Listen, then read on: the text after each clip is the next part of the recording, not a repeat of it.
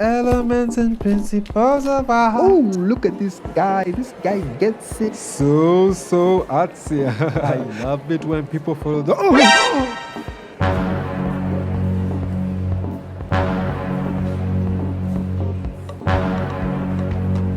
It took me 4 years to paint like Raphael and a lifetime to paint like a child.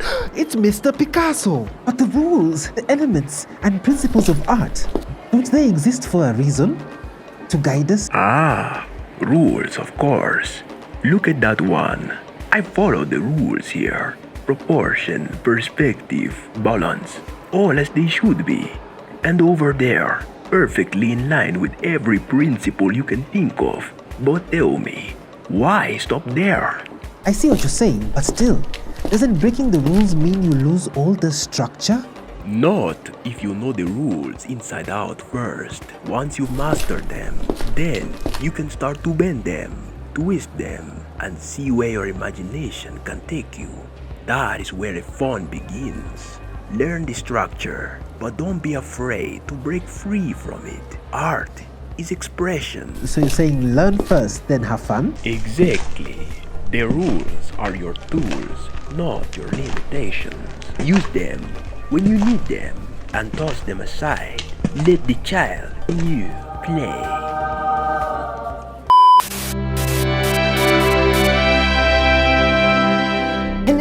And welcome to another episode of your friendly neighborhood art teacher. I am your host, your educator, and all-around creative guy, FNAT. Today we are going to look at still life arrangement and how to arrange fruit in a way that is pleasing to the eye. I'm going to be giving you tips on how to arrange stationary, non-living objects into a way that is pleasing to the eye and pleasing to composition so that you can finally draw. So grab that fruit and let's art! Still life drawing is the drawing of arranged non-living objects to create a visual effect.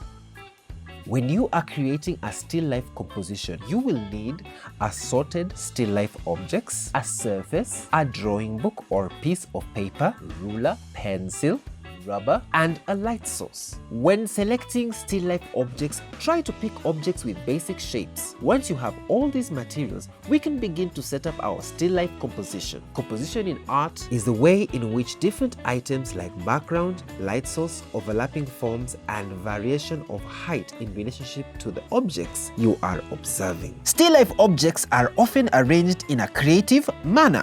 In still life drawing, we will combine the technique of smudging, value gradation, and composing images in still life. A still life arrangement is created by placing objects in a design setting that uses available light and differences in shape that is arranged in a manner that is pleasing to the eye. Determine your light source. It could be anything from a desk lamp to an open window. Even the flashlight on your mobile phone can make a good light source. Place your surface or setup in relation to where the light source is and the direction you want the light to come from.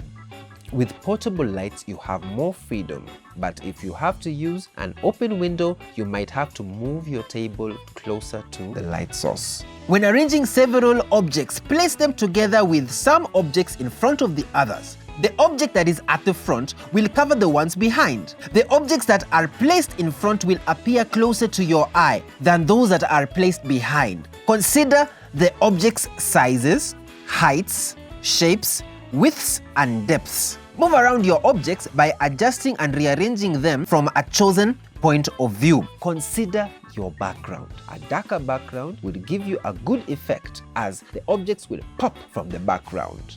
Vary and play around with height variations, placing smaller objects in front and bigger ones behind.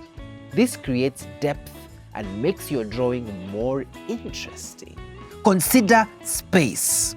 When there's too much space around the objects, the viewer's eyes will be directed away from the center of interest. And when there is too little space around the objects, the composition might feel a little bit congested and a little bit awkward. Consider your point of view and perspective. You, as the artist, should position your eye in relation to your still life setup. Observe it properly. I chose to go with eye level. And move around the objects until you are satisfied with whatever you have. And there you will have your still life arrangement ready to be sketched. with that being said, we have come to an end of another lesson of your friendly neighborhood art teacher. Next week, we are going to look at how to put this actual arrangement to paper. So we are going to employ all the techniques that we have learned so far in smudging and how to create value gradation.